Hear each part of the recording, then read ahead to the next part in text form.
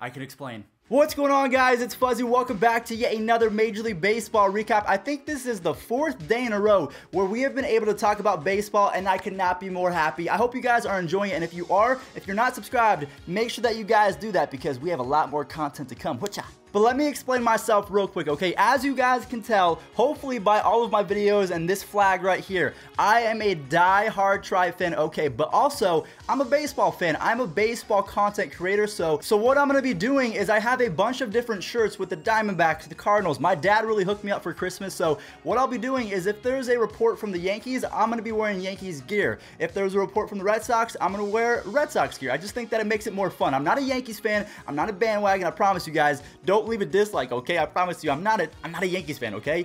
Boo A-Rod, boo Teixeira, boo. Nah, but really, guys, baseball is supposed to be fun, so if you're out here hating, I don't really care. I like this jersey. I'm actually a big Giancarlo Stanton fan, so I like this jersey. It's cool. But speaking of the Yankees, the reason why I am wearing this jersey is they are cheaters, man. They're signing everyone. It's like the Yankees are back.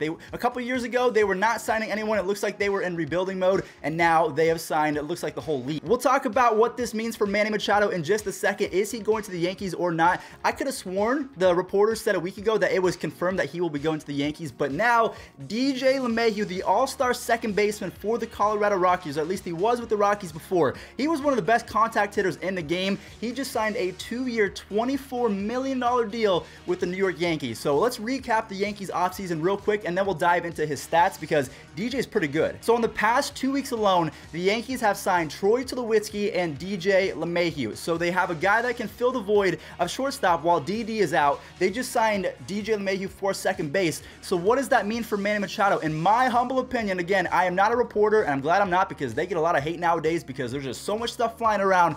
I do not think that Manny Machado is going to go to the Yankees because everything points to him going elsewhere. They've already said that Luke Voit is going to be their everyday first baseman. I think he earned that job because that guy was an absolute beast in the second half when he was acquired from the Cardinals. That was a lopsided trade. I don't know if you guys remember that. Chase and Shreve in exchange for Luke Voit. That was, I don't even want to remind you guys, but they have Miguel Andujar, Little Miggy over there at third base. They have Troy Tulowitzki at shortstop, and now they have DJ at second base. So where is Manny going to play? That leaves no room for him. There's no room at the end yet again. So let me know what you guys think in the comment section down below, and then I promise you guys I will take off this jersey. Where do you think Manny Machado is going to go? Do you think that the Lemahieu signing ruins his chances of going to the Yankees, or do you think that they're just trying to sign as many players as possible so they can make a run? Because I just got into sports betting, and the Yankees, every single day that passes, they look better and better and better. I might have to put my money on them. All right, there goes the jersey. I'm taking it off now. All right, guys, so you know I'm not a Yankees fan. I'm not a Yankees fan. We're going to talk about DJ now. So yesterday we reported that Brian Dozier signed a 1-year deal worth $9 million with the Washington Nationals. So if DJ is getting $12 million a year, you know that he's pretty good considering he got more money than Brian Dozier. So what we're going to do real quick is I'm going to show you guys the highlights, and then we're going to talk about his stats because in my opinion, I think that he is worth every penny of this contract because DJ, not only is he a Gold Glover, but he can rake as well. And what a play by Lemahieu. And he got him at first. That is a great play. Not a good play, a great play. The tying run is at second. Ball hit well to right field. Really well. Way back. A winner. DJ has done it.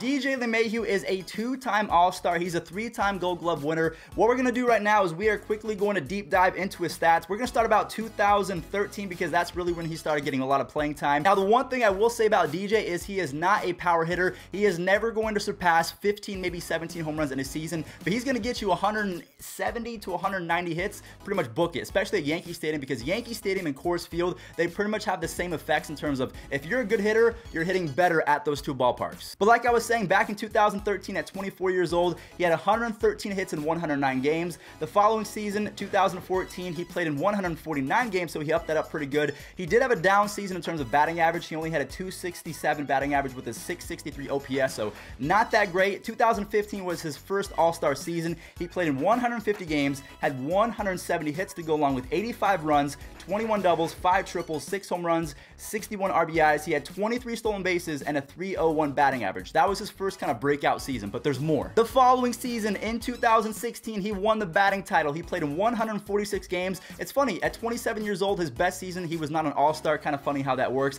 He had 104 runs, 192 base hits, 32 doubles, 8 triples, 11 home runs, 66 RBIs, and a .348 batting average to go along with a .911 OPS. And then in 2017, he had a .310 batting average with 189 hits. In 2018, he kind of had a down year in terms of the base hits because he only played in 128 games, but he had 147 hits, 15 bombs, 62 RBIs, and a .276 batting average. So again, kind of down on the batting average department, but he also won a Gold Glove. So DJ Lemahieu, he is worth every penny, and put him at Yankee Stadium. My gosh, this guy's probably going to get 15 home runs, 70 RBIs in that lineup, and probably get you a .290 to .320 batting average, and maybe win you a Gold Glove. They need that. Now, the one thing I hate to bring up, but I do have to talk about it when we talk about players that play in Coors Field. Any Rockies player, it's a topic of discussion because I want your input in the comment section down below. Is the Coors Field effect a thing, and should it hold players back from being in the Hall of Fame or getting a ton of money in free agency? Because if we take a look at DJ LeMahieu's home and away stats, they're not that great. So home, he's played in 482 games.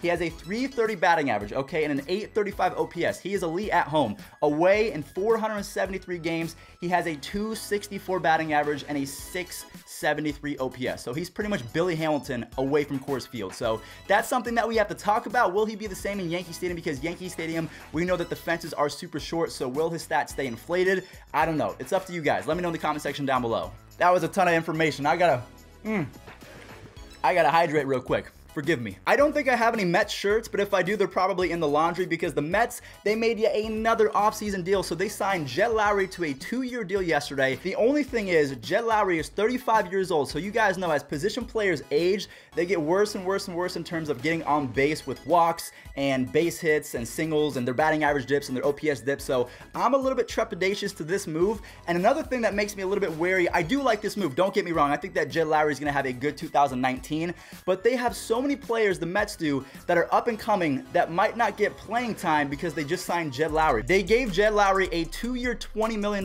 deal, so he is not going to be paid $10 million to ride the bench for some rookie to come up and ruin it. They have Ahmed Rosario, who is supposed to be like the next Jose Reyes, I think. I'm not sure if he's going to pan out that way. They have Jeff McNeil, their super utility guy. I got a lot of this information from my man Giraffe Neck Mark. Now, I do pay attention to baseball, but he is the Mets expert. He lives and breathes Mets. He is the biggest Yankee hater in the entire world, so if there's anything involving the Mets, make sure you guys go check out Giraffe Neck Mark. I will put him in the description down below. But they have Jeff McNeil. They have one of the top prospects in all of baseball in terms of power. I believe he had 36 home runs. We're talking about Peter Alonso. They've been trying to call this guy for the last, I feel like, a year to 2 years, and it's just not happening right now. So the Mets, now they're making a lot of moves. They're showing that they do want to be successful, and they're not trying to repeat 2017, because we know Jacob deGrom barely finished 500, even though he had one of the best pitching performances in the history of baseball. So they're not trying to have that happen ever again. So I'm going to go ahead and put up Jed Lowrie's stats right now. The 1 year I do want to highlight is 2018. My man almost had 100 RBI, so you know he is capable with the stick.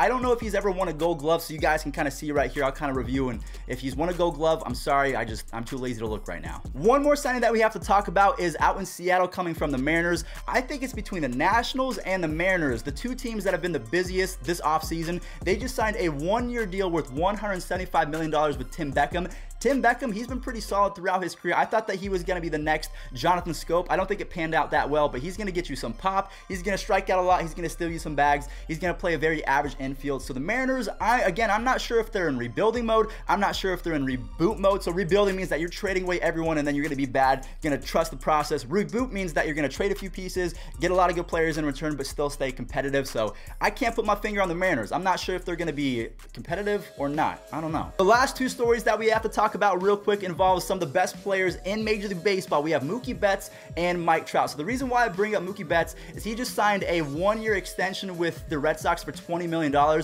He avoided arbitration. If you guys don't know what arbitration is, pretty much it's like one side. So let's say Mookie Betts wanted 25, and let's say the Red Sox wanted to give him 20. So pretty much they don't agree, so they would give it to a third party. They would look at the evidence, and then they would decide, does he get 20 or does he get 25? So it's good to avoid that, because then there's tension. So my thinking is, if Mookie Betts gets $20 million and Mike Trout is a free agent in 2020, I believe that Mike Trout is going to be the first player ever to earn $45 to $50 million a year. Yes, I am saying that Mike Trout might be the first player in sports history to get a $400 to $500 million contract. And also with this discussion, I want you guys to let me know in the comment section down below, for the next 5 to 7 years, would you rather have Mike Trout on your team or Mookie Betts? I want you guys to go ham in the comment section. Just go crazy. You don't have to be civil. You don't have to be nice if you don't want to. Just have a clean, solid debate, and let's see who wins. And then last but not least, guys, this is to all of you Astros fans out here. Alex Bregman just had surgery on his right elbow. It's not going to be anything too crazy, but the one thing is he will miss all of spring training. So if you draft Alex Bregman in fantasy, just know that he's probably not going to be ready until opening day, which means that he's not going to have any warm-ups under his belt. So I would say maybe be hesitant on drafting Alex Bregman, maybe if you're going to use a top 10 pick on him, because let's be honest, when Alex Bregman is on top of his game, he's a top 7 player in all of Major League Baseball. I honestly have him as a dark horse MVP candidate for 2019. In my opinion, the two dark horse candidates are going to be Alex Bregman and Paul Goldschmidt on his new team, the St. Louis Cardinals. But yeah, guys, I wanted to make sure that I recapped everything. So we saw that Jed Lowrie went to the Mets. We saw that DJ Lemahieu was going to the Yankees. What does that mean for Manny Machado? Tim Beckham on a smaller scale go to the Mariners. And then we know that Mookie Betts avoided arbitration, signed an extension for $20 million.